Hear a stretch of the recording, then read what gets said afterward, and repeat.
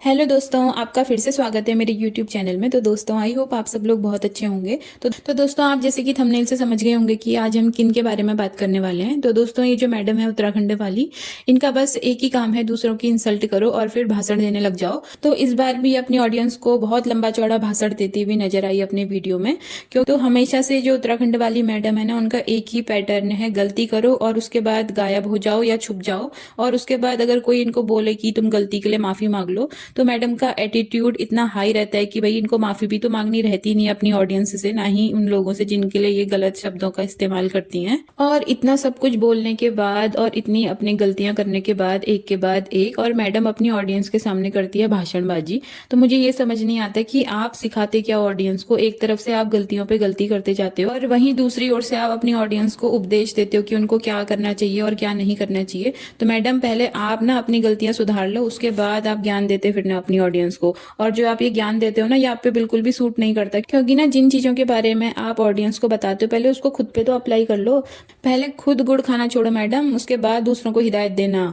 तो दोस्तों, ये जो उत्तराखंड वाली मैडम है ना, इनका हमेशा से यही हाल रहा है। खुद तो ये ज्ञान देने पहुंच जाती है, कहीं पर ज्ञान देना होता है तो सबसे पहले कूद पड़ती हैं। और जब मैडम खुद इतनी बड़ी बड़ी गलतियां करती हैं तो इनको ना अपनी एक भी गलती नजर नहीं आती। तो ये जो हमारी उत्तराखंड वाली मैडम जी है ना, इनको आज बुरा लग गया, क्योंकि प्रियंका जी से हर कोई एक ही सवाल पूछ रहा है कि वो अपनी भांजी की सगाई में क्यों नहीं गई।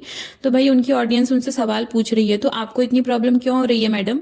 और आपने जो सीमू के बारे में इतने गंदे गंदे वर्ड बोले थे, तब भी तो ऑडियंस आपको बहुत सारी चीजें बोल रही थी ना कि आपको ऐसे नहीं बोलना चाहिए।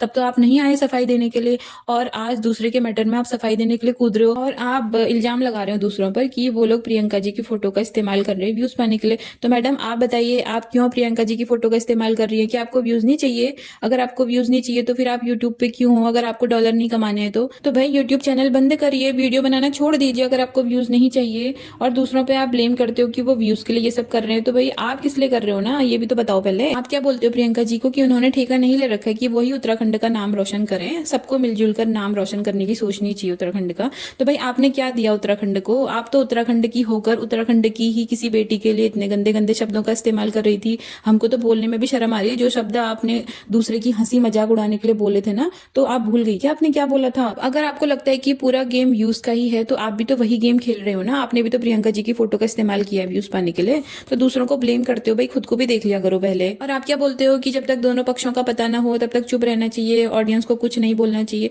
तो भाई, ऑडियंस और पूछ ही क्या रही है? ऑडियंस तो यही पूछ रही है ना कि उनको क्या रीजन था उनका कि वो आरती की सगाई में नहीं गई। तो ऑडियंस इतने दिनों से क्या चिल्ला रही है? यही तो बोल रही है ना कि अपना पक्ष बताओ कि आप क्यों नहीं गए। तो कौन? हाँ, और एक इम्पोर्टेंट बात, आप क्या बोलते हो ऑडियंस को कि दूसरों के डीप मामले में नहीं घुसना चाहिए, उनके पर्सनल मैटर में नहीं जाना चाहिए, उनके घर पे जो भी चल रहा है चलने दो।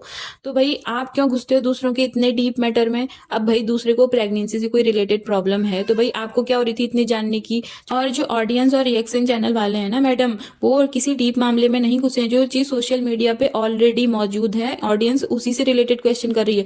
और सीमू की प्रेगनेंसी से रिलेटेड आपने जो बातें कर रखी थी अपना सोशल मीडिया पे, वो तो किसी को पता नहीं था, तो आप क्यों लाए इतने डीप मैटर को? ये तो बहुत ज्यादा डीप मैटर था ना। पहले खुद देख लो भाई, डीप मैटर होता क्या, उसके बाद बात करना। आपको तो कुछ नॉलेज है नहीं भाई, जो सोशल मीडिया में चीज अवेलेबल है तो उसके बारे में तो हर कोई बात कर सकता है ना। तो सीमू की प्रेगनेंसी से रिलेटेड जो आपने बातें सोशल मीडिया पे इतना हल्ला मचाया था, वो चीजें तो मौजूद ही नहीं थी, फिर भी आप सोशल मीडिया पे तमाशा बना दिया आपने इन बातों का।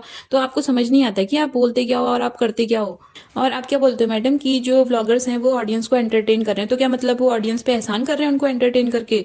और ना, ऑडियंस के पास एंटरटेन होने के बहुत सारे साधन हैं, उनको जरूरत नहीं है व्लॉगर्स को देखने की। और आप जैसे व्लॉगर हो ना, वही उनको अपने इमोशंस के साथ जोड़ते हैं। और जब आप लोगों को सब्सक्राइबर्स गेन करने होते हैं, व्यूज चाहिए होते हैं, तो आप बोलते क्यों कि भाई आप लोग हमारी यूट्यूब फैमिली हो, आप तो हमारी फैमिली की जैसे हो, हमारे इतने अच्छे इतने करीब हो। तो भाई मत बोला करो ना, सीधे बोला करो मत करो हमारे चैनल को सब्सक्राइब। क्यों ऑडियंस से रिक्वेस्ट करते हो इतना कि हमारे चैनल को सब्सक्राइब करके जाना, हमारे वीडियोस को लाइक करना? भीख तो आप मांगते हो ना ऑडियंस से।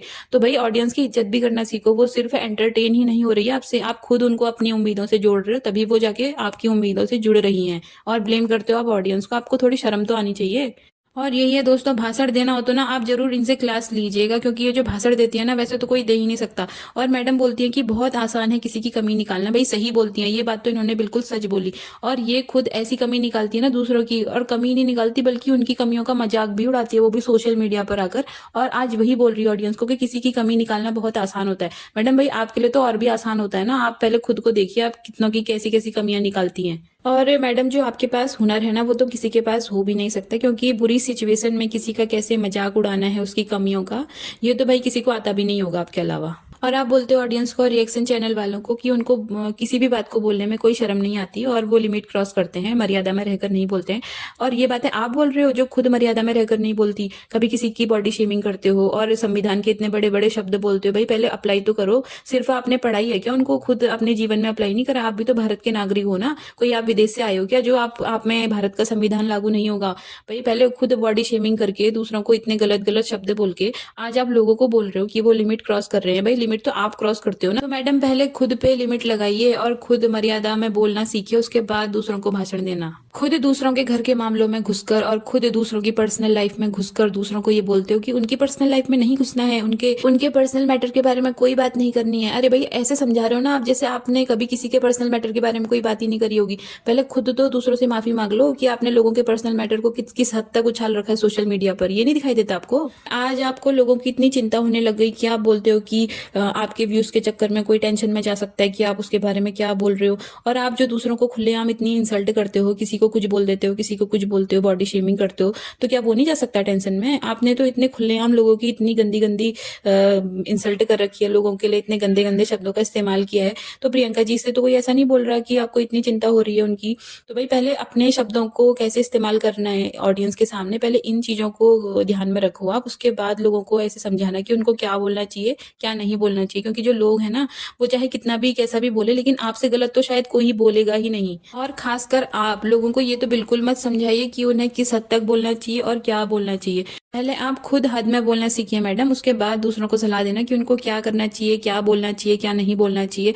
खुद तो भाई आपको कुछ पता है नहीं किसी भी चीज के बारे में, सोशल मीडिया पे आके कुछ भी गंदे बकने लग जाते हो और ऑडियंस को ऐसे उपदेश देते हो जैसे सारा ज्ञान आपके पास ही होगा। और पहले तो खुद आप ही फालतू की बातें करते हो जिन चीजों के बारे में ऑडियंस को कभी कुछ पता ही नहीं है, उन चीजों के बारे में आप लोगों का मजाक उड़ाते हो सोशल मीडिया पे आकर और बोलते हो कि वो लोग दूसरे लोग फालतू की बातें करते हैं। तो यही हाल है दोस्तों, ये जो उत्तराखंड वाली जो ज्ञान की देवी बनी बैठी है ना, खुद तो इनको कुछ ज्ञान है नहीं, दूसरों की इंसल्ट करने से पहले इनको एक बार भी दूसरों के लिए बुरा नहीं लगता, और आज ये आ गई ज्ञान देने के लिए अपनी ऑडियंस को। तो भाई इनका हमेशा से यही हाल है और मुझे लगता है आने वाले टाइम पे भी यही हाल रहेगा। और मैडम के अंदर एटीट्यूड इतना भरा पड़ा है कि चलो बंदा गलतियां करता है तो सॉरी भी तो बोलता है, माफी भी तो मांगता है, लेकिन ये माफी मांगना भी सही नहीं समझती और बॉडी शेमिंग पे उतर आती है हमेशा की तरह। और भारतीय संविधान के शब्दों का तो ये इस तरह से यूज करती है ना अपनी वीडियो में जैसे संविधान की सारी नॉलेज इनको ही हो, और संविधान का कोई इन्होंने अप्लाई नहीं करा खुद पर। उसमें लिखा है कि बॉडी शेमिंग अपराध है, उसके बाद भी करती हुई नजर आती है। तो मैडम संविधान के बड़े बड़े वर्ड्स बोलने से ना कोई ज्ञानी नहीं बन जाता, पहले अप्लाई भी करना पड़ता है उनको।